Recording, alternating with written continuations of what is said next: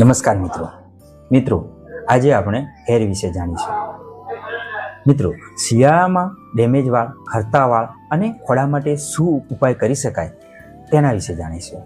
મિત્રો, શિયાળામાં લોકોને વાળ ખરવાના પ્રોબ્લેમ વધી જતા હોય છે, ડેન્ડ્રફ થવાના પ્રોબ્લેમ વધી જતા હોય છે। તેના માટે મોટે ભાગે શિયાળામાં ઋતુ ઠંડી હોવાના કારણે ટેમ્પરેચર ડાઉન જાય છે। ટેમ્પરેચર ડાઉન થવાના કારણે વોટર કન્ટેન્ટ પણ ડાઉન જાય છે।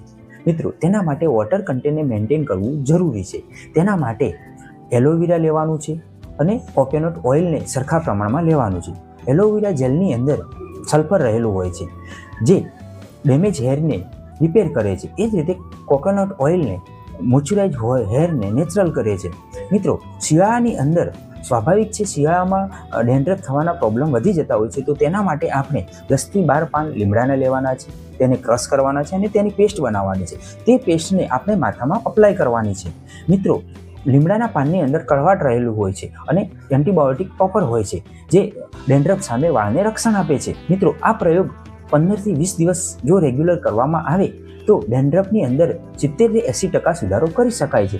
એ જ રીતે શિયાળામાં ડેમેજ વાળ થાય, વાળ ખરે, તેના માટે લોકોની અંદર પ્રશ્ન થતા હોય છે, તો તેના માટે તે લોકો કોકોનટ ઓઇલનો યુઝ કરી શકે છે। સાથે સાથે શિયાળાની અંદર કેપ પહેરવી જરૂરી છે જેથી આગળના વાળ ડેમેજ થતા અટકાવી શકાય। અસ્તુ।